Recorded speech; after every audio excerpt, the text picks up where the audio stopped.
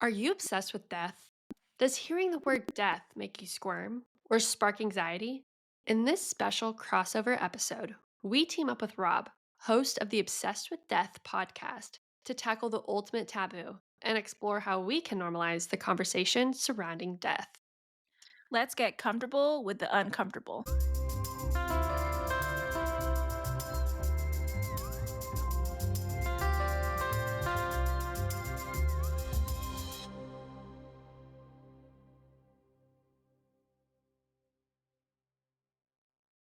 Hello, Rob. Hi.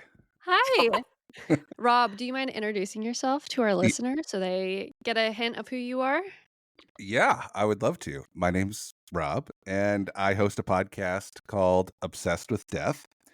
And I have a mildly unhealthy obsession with death. I think about it entirely way too much. I make my friends and my family uncomfortable with questions and conversations that are death related, probably more than you're supposed to. And so I started a podcast so that I could talk to other people who I assumed would be more comfortable talking about death and to give myself an outlet to talk about death in what I guess is technically the appropriate environment to discuss it. A podcast about death. So, I'm excited to be here. Thanks for having me.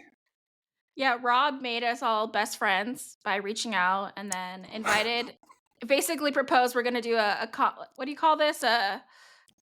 We're new to this. What do you, crossover Yeah, episode. it's a crossover episode. So I had Yeah. both of you on my podcast, and I basically forced you both to be my friend and have me on your podcast. So here we are. Yeah, and it worked out because here we are. It Yeah, all worked out. yeah. You also, I think, by making a podcast about death, it's the most normal way you can go about it. Like once it's a podcast, we're like, oh, that's cool. You're doing like this cool thing.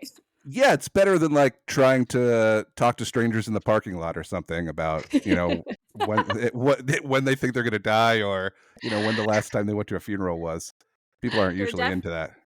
there definitely would be like a documentary that would come out, or I'd find like a TikTok video, like there's this guy in a parking lot that's asking about death. Mm. Like, watch out That's for this guy. He's in a white van. I don't know why I have to be the creepy guy in the van, but um You brought up parking lot. Like, I mean, I need to start a TikTok series where I just run up to strangers and ask them, how they feel about dying. Get But really honest answers that I way. yeah. yeah, I mean, I have no motivation to ever do anything like that. If somebody, have you ever been in public? I'm just taking over your podcast now. Have you ever been in public? Like when you watch TikToks, there's like people that like go up to strangers at like the grocery store. Yeah. Has that ever actually happened to either of you? Where like somebody's like, "Can I make a TikTok with you?"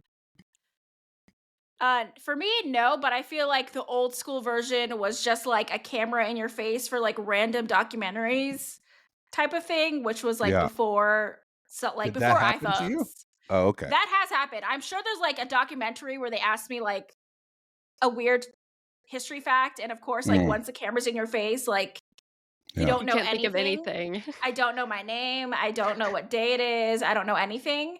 Sure. So I kind of try to get out of that as quickly as possible. Yeah. But yeah, that's happened to me, but not any of the like actual TikToks now. But there's probably my Okay. face in like a random documentary somewhere. I had like 5 20-year-old young men ask if they could sing for me in the middle of an aisle at Target like Oh, 6 months ago.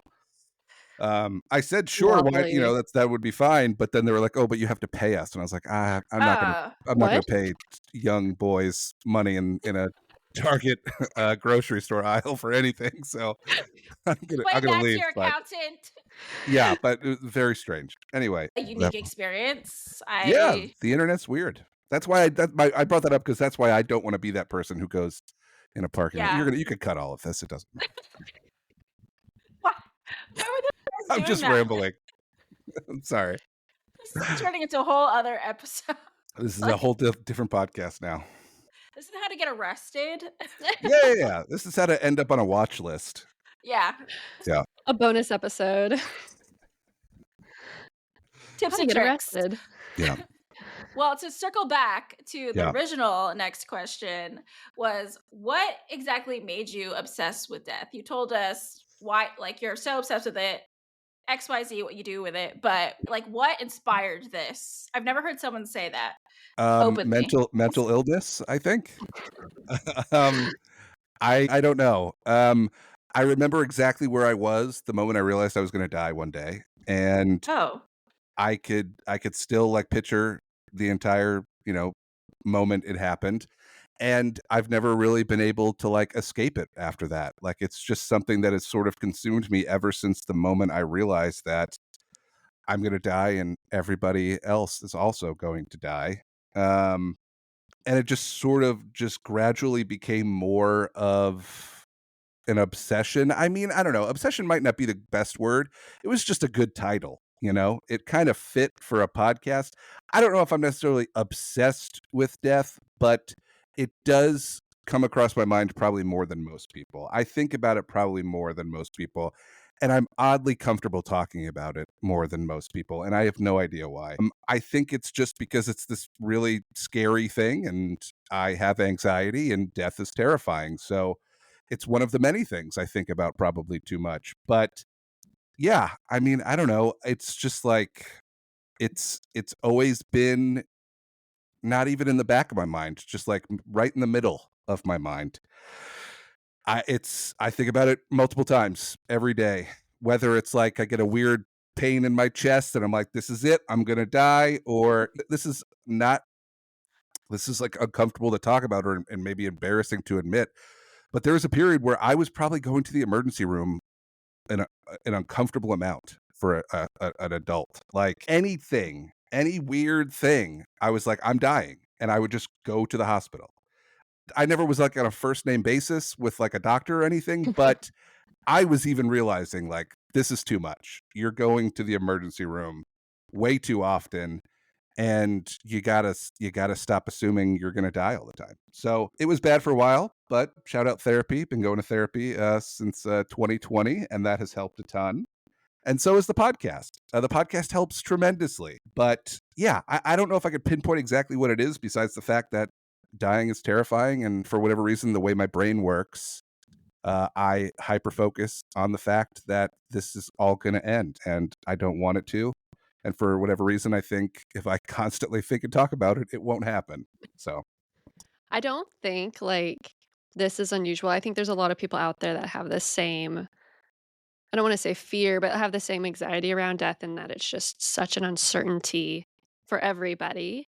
But I think there's a lot of people that don't wanna admit that they're scared of it, but, like, that's probably a consistent thought. I mean, I think about it a lot. I know my own family thinks about it a lot and also has fears about their health. And I wanna touch a little bit on the thoughts that crossed your mind when you first realized, like, you're gonna die. Because I learned that as a young child. I think my grandma had passed, and that was the first time my parents had a conversation with me about, like, "You leave and you're never coming back," and I wish I could capture what I must have thought at the time, but I don't have that. I wish I could, like, recollect on what that thought was. yeah, I mean, I would have loved my parents to have sat me down and been like, "You're gonna die." I probably would have maybe not have been this obsessed with it or thought about it that much if somebody would have at some point sat, because it was just all me in my own head Mhm. realizing it and then thinking about it. I mean, I went to a funeral when I was very young, like maybe not 8 or 9 years old. I went to an open casket funeral for my great Whew, grandmother. And looking back, I had no idea what was going on. I didn't know I was at a really? funeral. I didn't know she was dead. I was just like in a room full of people, and there's this lady I met like, 6 months ago, and now she's, I don't know, napping in front of everybody. Like I had no idea. And Was that how it was told to you? Like, "Oh, she's just sleeping." I mean, to be fair, I don't really remember, and I'm sure if I asked my Or parents, they wouldn't remember how they handled it either. But right. I mean, it was much later in life until I realized I was gonna die. Like, I didn't have that the epiphany of you're gonna die one day after an open casket funeral. It took so many years later. So, I think that having somebody sit you down at a young age and, tell you that you're gonna die one day is probably a good thing. It's just, I don't know, the way you approach it is important, I would assume. Yeah, I think all the time is I'm not a parent, but Yeah. how do you even start that conversation with your kid? Like, I'm gonna die someday, you're gonna die someday. If you ever have kids, they're gonna die someday. Like, that's such a heavy reality to put on a kid, but I think I was, like, maybe 5 or 6 when that happened for me, and, like, I for a while, I think was like, "What do you mean? I don't live forever? Are you kidding?" Well, and then I don't know, how deep you guys get into it on the podcast, but I think a lot of people use religion as a way to maybe ease the pain a little bit. They're like, "Oh, Yeah. well, you're gonna die one day, but then you'll just go to this magical place where grandma and grandpa and Scooter the dog and everyone is gonna be hanging out again. So, like, it really doesn't matter.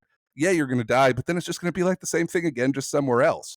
So, and look, if that's what you believe, I'm jealous. I wish I had that comfort. Yeah, I agree. I'm jealous of people, who can have that, hope and faith in something, Yeah, but same thing when you watch people die or you're around people who are dying, it is very hard to hold on to that hope and faith when you're watching people suffer or when terrible accidents happen. yeah, Rachel and I talk a lot, like, our experiences around death and loss involve, like, medical issues and healthcare and sudden decline of from being healthy to being ill, whereas, mm, like, I can't and Rachel and I talk about this quite a bit on we haven't lost people in, like, car accidents or we haven't lost children, and these are very different experiences around death and loss. Um, and, like, knock on wood, we hope we don't experience this again, but it's a reality for so many people in that the way people lose people or the person in your life that's lost, like, that adds so much context to the death itself. yeah. I mean, I interviewed this guy on my podcast, Colin Campbell, and he wrote a book called Finding the Words, and it's about how him and his wife were driving with their 2 children, and they were hit by a drunk driver, and both of his kids died. Oh god. And it was just now it's just him and his wife trying to live the rest of their lives. Yeah. And, like I said, he wrote this incredible book. I mean, it's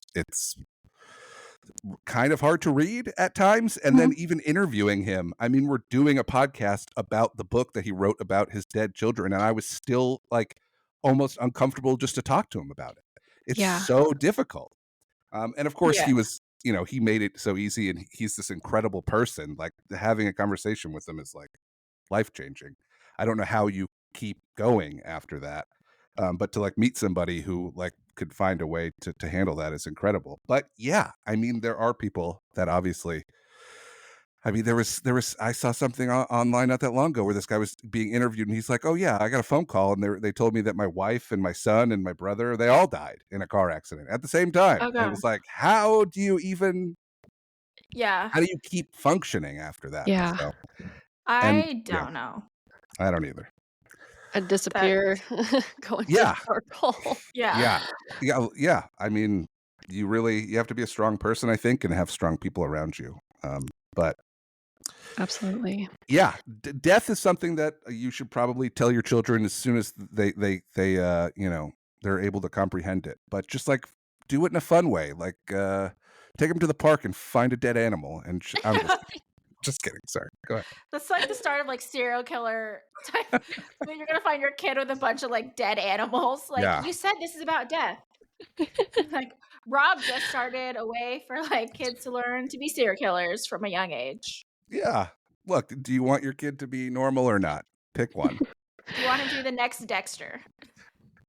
And I Dick think this, like, goes easily into, like, the next thing that Rachel and I wanted to talk about is trying to normalize the conversation around grief and death, and obviously, you have a whole podcast dedicated to talking about death, and we wanted to know, like, why do you think it is important to be talking about death more, either culturally or in a societal sense, and how comfortable are people feeling about talking about death? Yeah, I mean, I think it's very, very important. I was speaking to somebody today, just a few hours ago, who is a hospice nurse, and all she would talk about was basically having to meet with these families of the people that are, dealing with this person in hospice, And it was like she would have these conversations with them, and it was like it's like none of them ever thought or were talked to about death before. And Really? it was clearly so difficult for them. So yeah, I don't know. I think obviously it's an uncomfortable thing. Nobody wants to die. It's scary. It's like the whole unknown of it. But um I think I don't know, people it's so easy. It's like this thing that we put people in hospitals and they're like, so you keep all of the death stuff in a building far away from everybody, right? Like, I don't Yeah. know. I I think that anything scary nobody wants to talk about, or you're gonna push it off until you have to, until somebody dies, and then you have to talk about it. Mhm. I mean, in this odd situation where for whatever reason my brain puts it in a way that I want to talk about it, and I don't know what that is. Maybe if more people were as awkward and uncomfortable as me and forceful in death conversations, death wouldn't be so scary. And I think that's the main thing, right? Is like I don't want to be scared of this thing, and I think I don't know if you've ever had a panic attack before, but like when you have a panic attack, for whatever reason, one of the best ways to stop a panic attack is to acknowledge it and be like, "All right, I'm having a panic attack." And Yeah. that's what's happening. And I'm gonna be okay. I've had them before, I was okay, I'm gonna be okay now. So it's like for whatever reason that helps. Or just telling somebody that you're having a panic attack. Just talking about it helps. Talking helps. So I think people don't want to talk about it because it is so uncomfortable and scary, but I think we'd all be so much better off. I mentioned this to the both of you on my podcast. It was like I've had some friends die recently in the past couple of years, and um, for whatever reason, I felt way more prepared and way more comfortable with the entire situation because I've been having these conversations for so long. Yeah. We also talked a little bit in your podcast, like people are so comfortable talking about true crime and they'll talk about death if it's like salacious and juicy and everything, even though it's someone's real life, like they'll talk about it. Yeah, But as soon as it's like personal and it's like, oh, I've lost somebody or you lost somebody, all of a sudden it gets really awkward, which I feel like it's like an interesting thing. Like you can talk about it, but not when there's actual like your feelings involved and anything personal. It's like has to be very impersonal and people feel comfortable talking about death, which I think yeah, is the hard part. It's like you need it. It's so personal when you lose somebody. You need people to be able to talk to you about it. You need to be able to express like how sad it is, how hard it is, all the things. People don't want to talk to them about it. People don't want to reach out about it because they feel awkward. But it's like you hear some juicy news story, like everyone will talk to you about that. And that's like just a weird, I don't know, it's a weird thing in society. It's yeah. It is odd how comfortable people are about talking about like mass murder, but Yeah. like when their grandma dies, they have to like quit their job. They're in bed for like 2 weeks, and it's this hard thing. Obviously, they're much closer to their grandma than they are to the stranger who got murdered on television. But yeah, I think this fascination with true crime is probably not helping people be as prepared as they should be for like loss in their own life. It just seems like this like pretend thing on television, and everyone's going to live till they're 90 and nothing bad's ever going to happen to you, and it's unfortunate, but people sort of have to, I guess, learn the hard way, that life is a cruel bitch. I think media is also kind of making people desensitized. Like even with that CEO that got shot, like Oh, I get healthcare is like absolute shit and like there needs so much to be improved.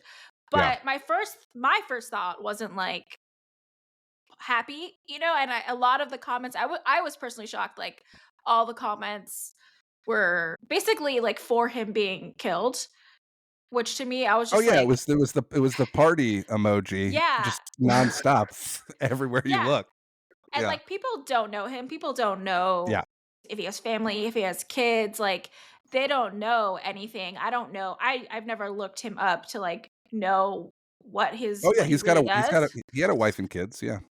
I just can imagine as, like, the wife or the kids seeing your dad's death, 1, all over the news. Like, you can see the video of him actually getting shot. And then 2, people are celebrating it, and no one has empathy for that because like his wife and kids are just his family, that are experiencing a Yeah. crazy loss, a shocking loss, and no one has empathy for it. And I get why there's so much corruption and all these things, but maybe because I've lost people, I would just never that would never be my first thought is like, "Oh, cool, like, I'm glad someone did that." And I don't know if people, like, if that's the real feelings or just, like, the desensitize people, I'm not sure, but to me, it was alarming, and I feel like that's not a great turn for society, Yeah. but I don't know, to me, that was just, like, a weird thing because I was like, if that happened to me, that would just make it so much harder, and losing somebody already is just so fucking hard, Yeah. and then that, I just can't even imagine that whole thing. Yeah, I mean, I try not to judge humanity on, like, Twitter because I don't feel like Oh, it's the best gauge. I think if you took a person and you asked them, their reaction to a handful of things, and then they gave you their response, and then you looked at their Twitter feed, some of them would probably be different. And being able to hide behind the internet makes it a little bit easier to, like, celebrate someone's death. But yeah, for sure. I think humanity is going in an odd direction when most of the people on the internet are like high-fiving each other because some dude got killed. I think you know, the internet's terrifying. So, it really is. yeah. Yeah, and the conflation between someone's public death on the streets versus, like, real people's issues with the healthcare system. I mean, I think everyone agrees they've had horrible experiences Yeah. somewhere with their own insurance. But those are, I feel like, 2 separate incidences that we've now combined into one, like, very public defining event for 2024. Like, it is very, very interesting, and it's kind of like this weird pop culture moment because Yeah. the kid was just quite an interesting person within himself, Yeah. and it's also just like, I mean, like, everyone's like, "This is gonna be a Ryan Murphy movie," and it's just like because like, more details keep coming out, but yeah, there's just true crime morbidity about it where we're all just like it's like a train wreck you can't stop watching. Yeah, I mean, I think part of it too is a lot of people can relate to losing somebody because of a denial from health insurance, right? So it's like they lost somebody, Yeah. and now this guy who could potentially have been responsible for them losing somebody is now losing his life for one in the same. So there is this like weird celebratory act to it with certain people, I guess.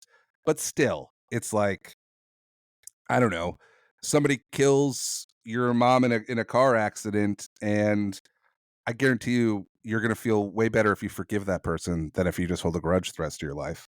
And if you're gonna sit there and celebrate somebody getting shot in the street, uh, there's probably some other things going on in your life that are probably not so great either.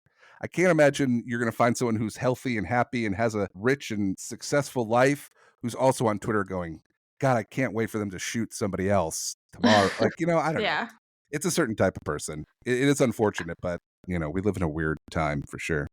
Yeah, I'm absolutely. gonna quote the great Taylor Swift, though, when she said, Please. "You don't have to forgive them. You could forget them without forgiving them and move on." Because if someone had killed my mom in a car accident, I would probably go hunt them down.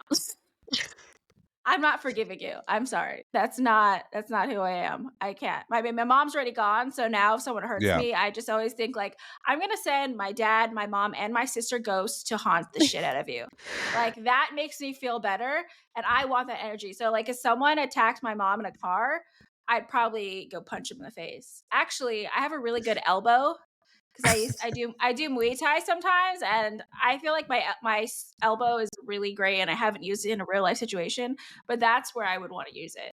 Like, But she's Sure. waiting. yeah, I guess I would it do it. depends on the situation.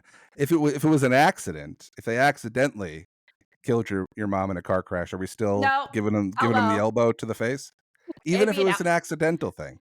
I would give 3 elbows. If it was a guy, I'd also do a knee, like a few Oh, knees. got it, got it. Yeah, no, What if you accidentally killed somebody in a car accident? You would expect the same? You would wanna get an elbow to the face? I would accept it. Okay. If I did that, if I killed someone, I mean, if I did that, I would feel like absolute shit to Right. begin with. So I don't even then know how I'd getting an handle elbow to that. the face would probably make it just that much worse because you already Or feel bad. yeah. Yeah, I'd Yeah. be like, whatever, like, I did that. Like, I don't even know how that would I'd handle that, but back to the topic at hand, we were just curious of, like, what is the most interesting story or fact you've learned about death from doing I think you said you've been doing your podcast for 5 years now, right? What's Uh, has stuck with you? Either positive or dark, negative? oh man, that is a good question. But I would say probably one of my favorite episodes and something that really stuck with me. There is this neuroscientist. Her name is Mary Frances O'Connor, and she studies people's brains while they're grieving. And I just think grief is just such an interesting thing because it's it's just constant. It never goes away. You're never going to just stop grieving over losing somebody. And the fact that she decided that she wanted to spend her life, you know, studying the brain and studying people that are grieving, I just think it's an incredible way to focus your time. One of the things I remember bringing up to her was like, how do you just like go out and enjoy a Friday night after you just spent the whole day with people that are just starting to grieve? I mean, all she's doing is just talking to people who have just lost somebody incredibly close to them, and then they leave and she's supposed to just like skip home. Like she's just putting so much heaviness on herself every day for science, just to be able to learn more about the brain, which is something we don't even know that much about. So I don't know. I think the main thing I've gotten out of the podcast is meeting people who are dedicating their life, personally or professionally, to making death an easier thing to deal with, making death a little less scary.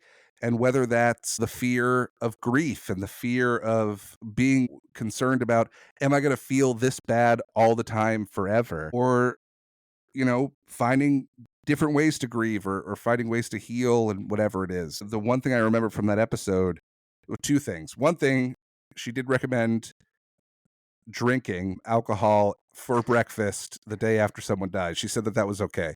Her professional opinion was it's okay to have an alcoholic beverage for breakfast the day after you lose someone. So I told her that that I will be doing that in all future endeavors in my life. And if anyone asks why, I will blame it on her. But also, she compared losing someone to losing a limb, which I just thought was so interesting in the sense of like how the brain works. And some people I think grieve harder than others, and it's harder. Some people take a loss harder than others, and everybody's different. But the brain is just this weird, complex, terrifying, strong thing that we're all stuck with. And what she said basically was, when people lose a limb, eventually they start to feel that limb again. If they lose half their arm, maybe a year from now, they start to feel like they have a full arm again. And that's their brain solving this problem. The problem being they lost half their arm. The brain can't grow your arm back, but it'll just trick you into thinking it's there. With death, it's the same thing, but it can't do that. You lose somebody, they're gone forever. The brain is trying to solve that problem now, which is grief, but there's nothing it could do. It can't bring that person back. So grief is forever because the brain is constantly trying to solve a problem it cannot solve. So I don't know. I just that gave me comfort in like being sad, or maybe being hard on myself for being sad for too long, or in certain situations, or reacting a certain way because of a thing that happened, and oh, I'm having a bad day. It's the anniversary of a friend I lost, or whatever it is. So stuff like that really sticks with me. And really, the main thing about the podcast is just like it just reminds me of how important like community is, and how important it is to connect with other people and have genuine conversations for more than like 5 minutes. It's so nice to talk to somebody for an hour. It's so nice to not look at your phone for an hour and just like talk to another person. And if that's the only way I'm going to really get it, then I'll do the podcast forever, just so that I could talk to people. I know between like Rachel and I, and along with so many other of the friends that we've made in this space and other friends who are grieving, I think we all feel the same of like, I can talk about the things that I felt I couldn't talk about with people who are not grieving or people who haven't lost somebody. Um, Rachel and I are in the same support group, and it's funny that one person will bring up like a thought that crosses their mind that they think no one else will. understand or that people will think they're weird. And then everybody else in the group is like, no, I've had this same thought. I have Yeah. felt the same way. I have felt guilty about feeling happy after the loss of somebody. And everyone's like, yeah, me too. I felt that. Like I feel really bad when I feel happy. And it's weird that you can have these like connections with people that we all have these like weird thoughts that cross our mind about death and loss. And then we're like, oh, you have it too? Oh, I'm not as like weird as I thought I was. I think that like leads really well into another question that Rachel and I were wondering about was how can our listeners feel more comfortable about having conversations around death or finding ways to maybe make it less taboo in their lives? Because I think right now, whenever you bring up like a personal loss, they treat you like a fragile little egg. Like they're scared to bring up a loss about or someone you're grieving about, and they're like, I don't want to hurt your feelings, but they don't know that this helps. Yeah. Yeah, I think making a joke helps, right? Mm, Like, if they could see that you could laugh about it a little bit, I think that helps a little. At least for me, and, you know, with, like, the friends that I've lost in the past couple of years, I'm really lucky in the sense that whenever I do bring it up, it's usually with other people who also knew them, mhm, and so they're also sorta grieving and, like, they get it. I think it's harder with a parent probably because they're not your parents, so it's like, it's harder to navigate that stuff, but I think making a joke might loosen them up a little bit or realize that it's not so serious, like, you can just have a conversation about it, or you're just like, this thing just reminded me of them. It's tough. it's It really is so hard to navigate that stuff, and it's why I think, these groups that you go to and that other people go to, there's so much value in that because you do get that space. I think it helps as you get older too, right? Because the mm, older you get, the more everybody around you has probably also lost somebody at that point. You know, when you're younger, it's probably harder to talk to your friends about grief because they most likely haven't really experienced it. And, you can't really fault them for that. They've never been through this thing that you're going through, and it's hard. I don't know. For me, whenever I have like a friend, whether it's about death or not, if they're going through something and they want to talk about a thing, I usually always go to them and just say one of two things, whether do you want me to listen or do you want me to help you solve the problem? mm, Which one is it? Because I'll just listen. I'll sit here and I'll listen, and you could talk. And if I have to respond, I'll respond. But if you just want to talk, I'll just listen. But if you want to talk and also try and fix whatever is going on, whether you feel like you're stuck and the grief is too hard and you're isolating too much or whatever it is, then we could solve that problem. So I think that might help too. If you see a friend who's like struggling to talk about something, maybe give them some options and break it down a little bit and let them know that you're willing to do whatever version of this conversation it is that they want, you know. So, I don't know. I think that helps. That's very true. I think losing somebody is a very humbling experience because you can be like a very strong person, a very independent person, a very like proactive person, and then you lose someone that's important, and then your whole life is off kilter. And then everything that you're working towards, like, it doesn't matter anymore. And like trying to find direction again or purpose is really hard. I was definitely someone that was like a planner for everything. And then it's like everyone died. And you're like, okay, well, how I thought my life was going to turn out is completely different. Like, I thought I'd be married with kids right now, and I have a dog, and I'm single with a dog, and I am happy with that life. But it's also like not at all what I was picturing how my life was going to be. Definitely not without my parents or my sister around.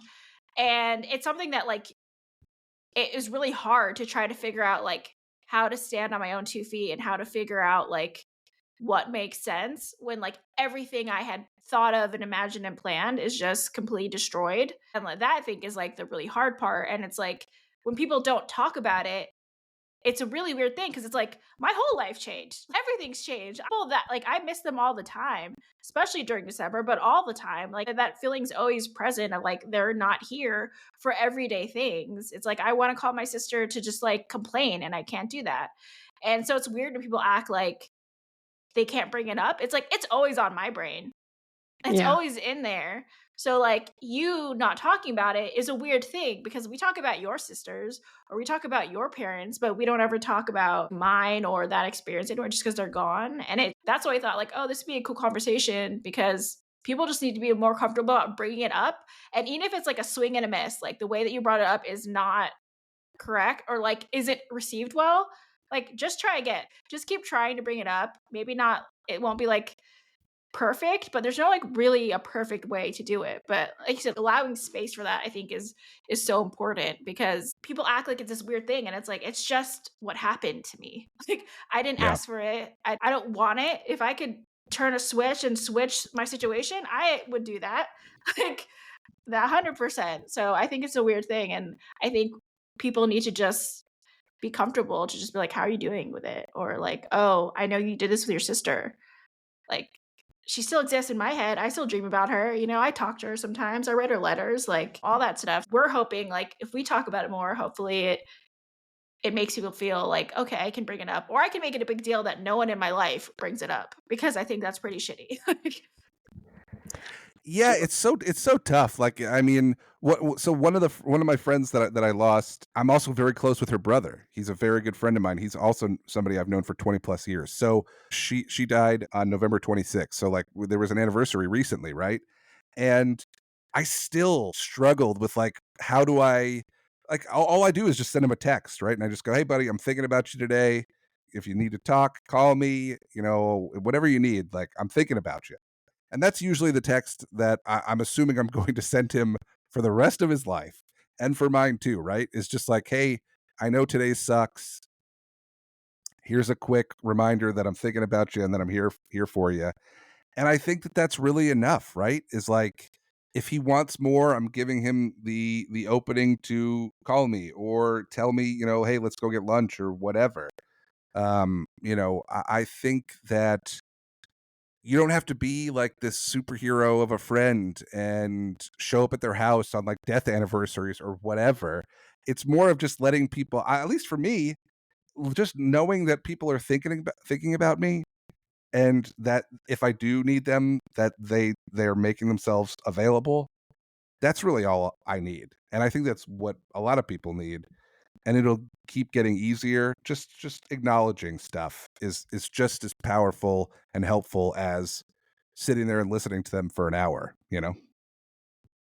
I found that, like, after my dad's passing and I tried to separate my life into my grief life and then my friend life and then my work life, I was definitely fractured in all these little portions, and I don't think ever in the past few years after my dad's passing that I felt aligned, and I didn't realize how unaligned I was until this year when I started being more confident in this, like, grief space and talking about it with Rachel and exploring these feelings and exploring all these different topics. Rachel and I didn't even know existed, a year ago, and then Rachel and I have been sharing and talking and meeting new people, and I feel the most aligned I've ever been, I think, because 'cause I've leaned into that grief side of me and embraced it, and I was like, "This feels whole," because in some sense, I'm not hiding the love that I had for my dad in the corner and trying not to express emotion around that.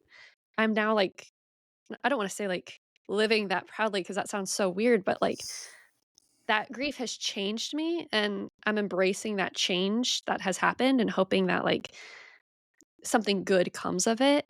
Yeah. I mean, good things have already come from it considering it really sucks, like, these are bad situations, but I think that's what Rachel and I try to do is, like, "This sucks, you're like, bad things happen to you that you don't ask for, but you still deserve, like, a beautiful life, and you deserve happy moments, and how do you bring all that back and while still acknowledging, like, yeah, your grief sucks, and it's gonna hurt forever, and, trying to align with that grief again." I just wanted to mention something from what you just said, Kendall, which I thought was really interesting is you talked about confidence, right? And it's like it's so interesting to equate confidence to like talking about your grief, right? Like you shouldn't have to like build up your confidence to just like talk about a person that you lost in your life. But that's sort of like where we are, Yeah. unfortunately, where you feel like you need to like pump yourself up and like give yourself a speech in the mirror before you go out there and talk to somebody or mention, your dad or, whoever it is. And I think that all sort of goes back to this theme of like why we should be talking about death more and why it shouldn't be so uncomfortable to talk about, because there's people who are like struggling to even be confident enough to bring it up to their friends. And that's Yeah. crazy. You should be more than confident enough or comfortable enough to talk about your dad and how you miss him or whatever it is. So, I think conversations like this are important for people that are listening that are, in on the other side of that conversation, that are there for their friends who are grieving, where it's like, yeah, some people really have to like force themselves to talk about it. And I want to live in a world where you don't feel uncomfortable talking about, somebody that was one of the biggest parts of your life is gone now, I think part of it is also the fear of people not responding in a way that is kind or helpful. And I've learned, you don't really know me unless you know all of my grief and my loss because that's such a huge part of me. But it's weird when like you're meeting new people now. It's like before people would know like okay, they knew people that previously like knew me growing up. They're like, "Oh, they know that my parents are passed away and my sister and they like might have met my sister or know her pretty well." But then it's like you meet new people and they don't know them or they don't know that they exist. So when you kind of broach that topic, which I feel like comes up super easily because people are like, "Oh, where do your parents live? How many siblings do you have?" And you're like, "Oh, well, they're dead." And it gets kind of dark really quickly.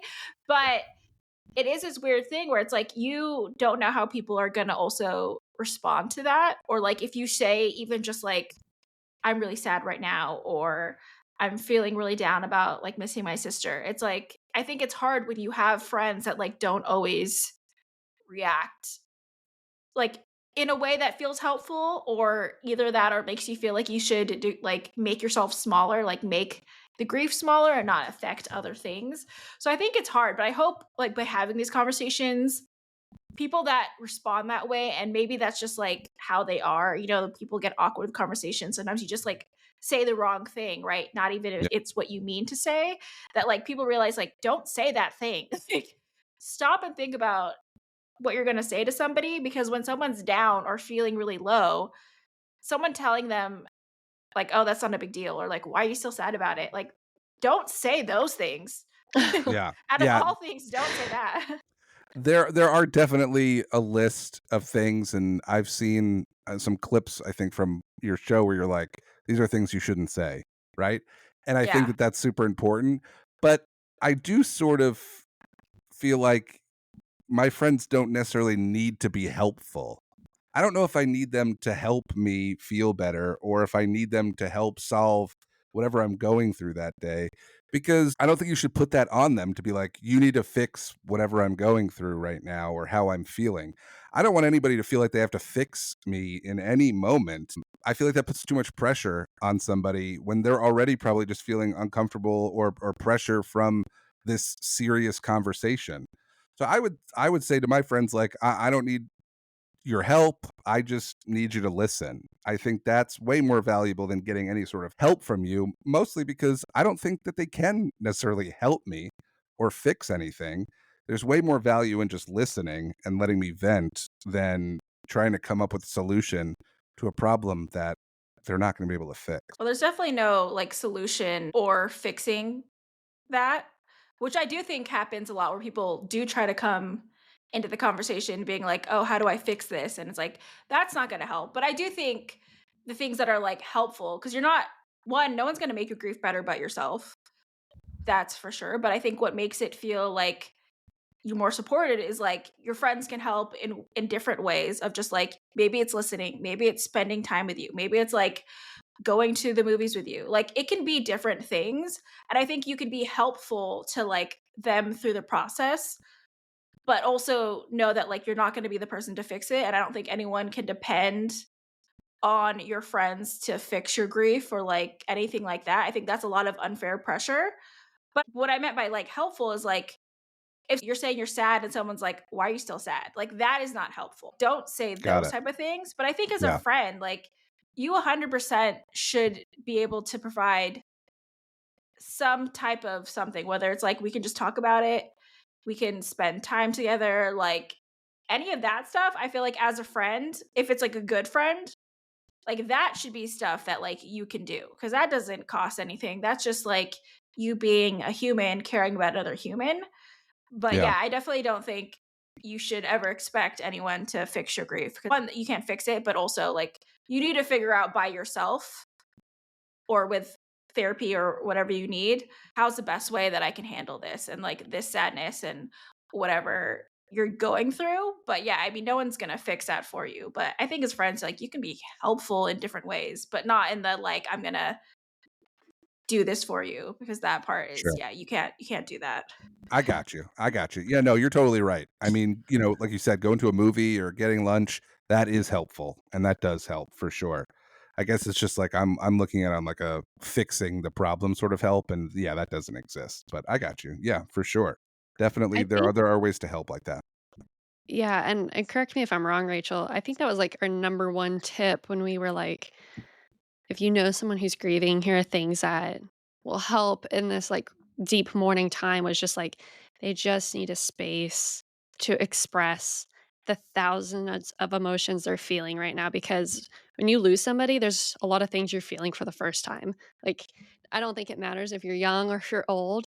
You lose somebody and all of a sudden you're like I didn't know I could feel this immense pain or this amount of anger or this amount of confusion and just like having like I think, like, I don't wanna say a safe space in like a cushy type of way, but, like, a comfortable space where these people who are grieving can just express that emotion and be like, "I don't even know how to even process this. I don't even know where to begin. I don't even know, like, what I'm gonna do because this Yep. person I love is now gone." Like, it just I think that was, like, the number one thing Rachel and I were both like, "Man, it would have been nice." And I have shout out to my friends, they did do that, and they didn't know how to help me. I admitted, like, I didn't even know how to help me 'cause I had never gone through this before. I had no clue what those emotions were gonna be or how to grieve or how to communicate to other people that I was, like, in this deep depression now and how to have other people, like, get me out of that or to be there for me. We were all, like, learning together at the same time, and there was a lot of, like, ups and downs, but, I'm very thankful for them for just even, like, letting me cry in front of them because before I never did that. Yeah. Yeah, crying helps. Yeah. We're pro crying around here. Yeah. We cried most episodes and Yeah, I feel like I don't what did I do wrong? No one's cried this episode. we still have a little bit of time. Let's do one more Okay. question. We'll see if this one triggers the tears. Right. So you mentioned it kind of started with the fear of dying and death. But Yeah. after all these episodes, after talking about death for 5 years, after going through therapy, are you still afraid of death? Oh my gosh, yeah, I'm terrified. I mean, it's so scary. I don't wanna die. I wanna live forever. If somebody told me that they have the magic pill or whatever it is, I would do it for sure in an instant. I don't think I'll ever not be scared of dying. I think maybe I'll become more comfortable with the idea, but it's always gonna be terrifying. And just because it's terrifying doesn't stop it from also being exciting and interesting and something that I genuinely enjoy talking about and discussing with people and share being vulnerable. um I think those are the best topics. I want to overshare with strangers forever and and let people know that I'm scared and I think that that's great. But yeah, I don't know. I don't think I'll ever not be scared of dying. Anybody who like has had a near death experience, I do spend way too much time reading like near death experiences on like Reddit and stuff. And most people are like, it was the most calming, relaxing. It was euphoric. I've never felt better in my life. There are people that were like, I was in a deep depression after my near death experience because I had never felt that good before, and like I've never Hmm. felt that good since. And that gives me a little bit of hope that maybe it's not as scary. And I think your brain probably does do a little bit of protecting when like you are dying. Whatever chemicals are getting mixed up in your brain while your life is ending probably make it a little bit easier.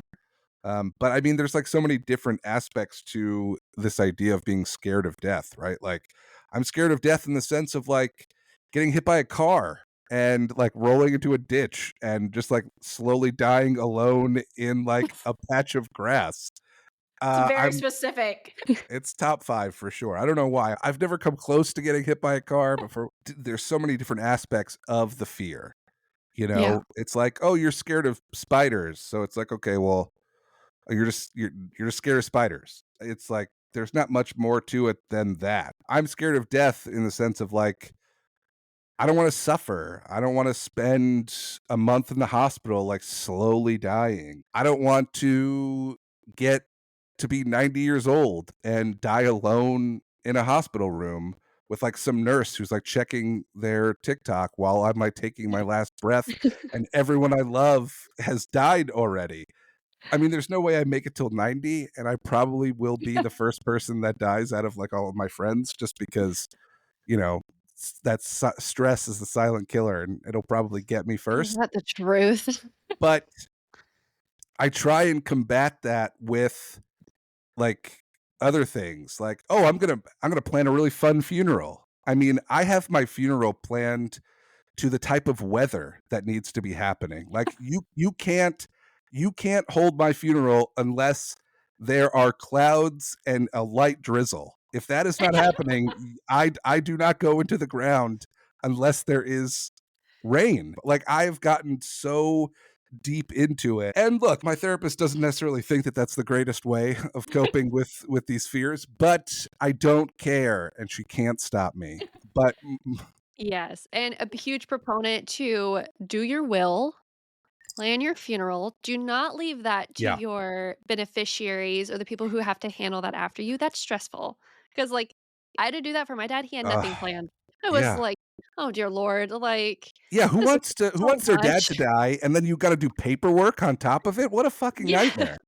So I much was like, "Is paperwork. this how we what he would've wanted?" Like, I Yeah, don't know. We're just doing our best to yeah, make it happen, yeah, and there is something to be said, I think, about having your having the weather be the way you want it. Because I told Rachel, I was like, the day we buried my dad, it was a beautiful day, a beautiful October day, and yeah, I was pissed. I was pissed that the sun was out. I was pissed the birds weren't singing. I was like, it should be storming right now. yeah, Like the world should just be as sad as me. And like looking back in retrospect, I was like, my dad was like such a beautiful person. And so I am glad he was like, put to rest on a beautiful day because that sure, is totally aligned with who he is. But at the time, I'm bawling in yeah, front of all these people, like 100 people, and I'm like streaming tears and snot. I was like, it yeah, should be raining right now. and, yeah, Like it birds are 100% should be raining. chirping, there's a rainbow behind you, it's not the ideal funerals. And I totally get that, and it's part of, I think, why I say that because I'm like, I want to create a very specific ambiance to my funeral, and I want people. Everyone needs to be crying. There needs to be lots of emotion, and if the sun is out, it may be a little bit more difficult for them to dig deep and pull those emotions out that I need. So I think a cloudy, rainy day is perfect. I could do a whole podcast just about Your funeral. funeral, yeah, funeral details. I mean, I It think is about like it a the lot. second most important day of your life. Like other than being born, I thought you were gonna say your death you were gonna day say is your the second wedding. most important day. I thought you were gonna go, it's wedding and then funeral. Yeah. It's like Well, yeah, Li and planning, like, same. yeah, that's somewore in there, but like you coming into this world and you leaving Yeah, this world are pretty important it's your days in your last life. party. Yeah. I mean, Yeah. I haven't done it in a while. I used to ask people, like, like, the type of music they would wanna hear at their funeral. Like, I mean, I got a full Spotify playlist I've Okay, been low building key, me for too. years. Yeah? Ro Yeah, I have a playlist as well with You got just, a like, songs funeral. I want at my funeral. Love it. Yeah, I mean, I'm I constantly don't. adding to that. Oh, it's you well, you live your life, but I will say what you were saying, Kendall, is like, yeah, you wanna make sure all that's planned so that when you do die, all the other people that are in your life don't have to think about that stuff. Yeah. They're able to just hand it off to somebody and that person, the funeral director, whoever it is, will take care of it, and that's the end of it.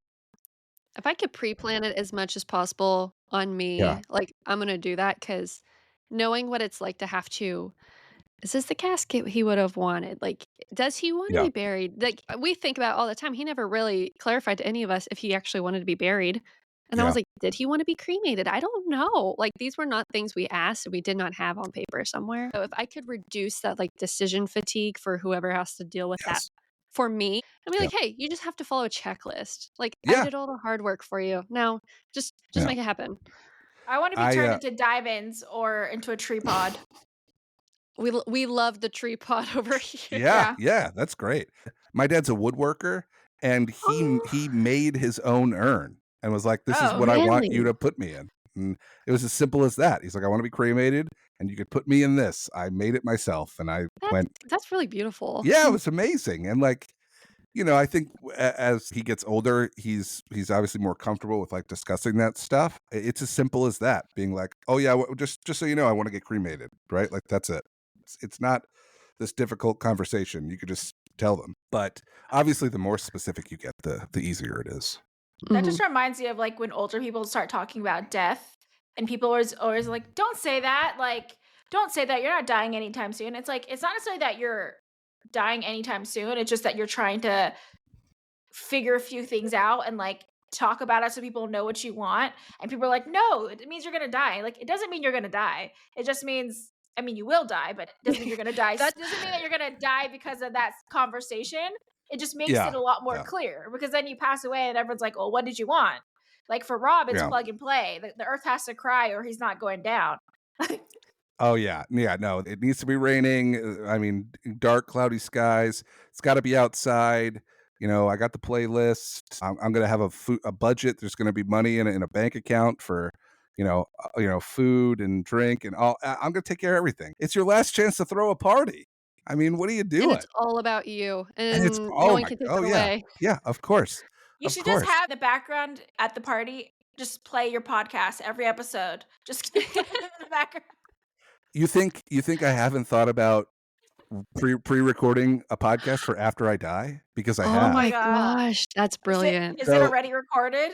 well, no, so this is the idea. God forbid I get, like, a diagnosis in, like, 5 years from now, and they're like, "You got 6 Knock months on left to wood. live." The idea would be, yeah, if I'm told I have 6 months, a year, whatever it is, once we get to a certain point, what I would do is I would record an episode and then just schedule it to be released at a certain point, and if I needed to let one other person be involved in this whole plan and give them the proper account and password and they could schedule it accordingly.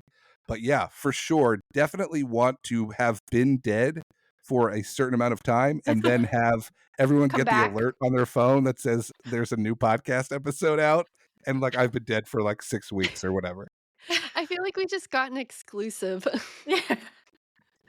I'm telling you, the amount of thought that I put into this shit is It's a ridiculous. lot. It's a lot. But I think it helps. I don't know. I mean, yeah, it's silly to be like, "Oh yeah, I can't wait for that podcast episode to drop after I've been dead for 6 weeks." But Gonna it's be a like, well, banger. what the fuck else, man? Like I'm dead. It's over. It's gonna happen. I'm just trying to have a little fun, you know? Yeah, I love that. I used to be more afraid of like other people dying Yeah. more than like thinking about my own death, but like since it happened, it's like, okay, that felt really bad and it already happened, so I don't have fear of that. I think if anything, death seems like, oh, well, I'll be reunited with my sister and my mom and my Yeah. dad. So to me, it's like a reunion. It doesn't feel scary. I think the only thing is like, I mean, I still want to live. I don't want, I feel like I have a lot of things I want to accomplish. Me and Kendall have a lot of things we want to accomplish. And I think, and like the main thing, I was like, I can't explain to my dog what happened and he's obsessed with me and I'm obsessed with him. I could have a podcast obsessed with JMO. Like that Yeah. could be a Yeah. podcast in itself. And I couldn't explain to him where I went. And to me, like that just breaks my heart because you can't tell him anything, he just wants to be with me all the time. But otherwise, it's almost like at some point, whenever my time comes, I'll be reunited with my family. So to me, it's a lot more of a calming thought where I used to have fears of just like, oh my God, if a mom didn't pick up my phone call, what happened to her? And I would sometimes call her like 20 times. And then, like, now that she's gone, it's like, well, that hurt worse than I even imagined it could have hurt. But since I've dealt with that, now it's like, oh, okay, we'll be reunited at some point. So now my only fear is like Jameson won't know where I am. Well, animals are also invited to my funeral. Anyone is more than welcome to bring their pet to the funeral. If you know, I think it's important to bring animals to funerals. If an owner of a dog dies, I think that bringing that animal to the funeral is important. They should get to grieve like anybody else. I Mhm. mean, dogs are incredibly intelligent. They know that person's not alive anymore. That it's better than them just like sitting at the door waiting for them to like show up again forever. But yeah, everyone's invited, animals and humans, to my funeral. Jameson, you hear that? Jameson, you're invited, pal. You got the invite. We got Yeah. it on. We got on record. He's got the invite. Well, Rob, is there anything else that you would like to sum in? And like, where can our listeners find you? Is there anything coming up that you would like to share with them? How can they learn more about you? Give us your whole spiel. We want to plug you well. Thank you. Well, the podcast is called Obsessed with Death. It's on all the podcasting stuff. So you can just Google Obsessed with Death and it should come up. There's not a lot of other things on the internet with that title. So it's pretty easy. And, that's really all I got going on. Just follow the podcast. Maybe try and talk to somebody about death. Try and talk to your mom or your dad, friend, maybe a stranger at the grocery store. Just walk up to them and ask them, when they think they're going to die. I'm sure it'll go really well. We're going Um, full circle of having these conversations, and now Rob's gonna end up back in the parking lot with his white van. yeah. Just go up to strangers and ask them how they want to die. No, so yeah, it's just the The knife in your podcast. hand. It's called Obsessed with Death. Please check it out. And yeah, thanks so much for having me on. This is really fun. Yeah, this was. Thank you so much. We really appreciate it. Of course. Yeah, our first crossover episode has Yeah. commenced.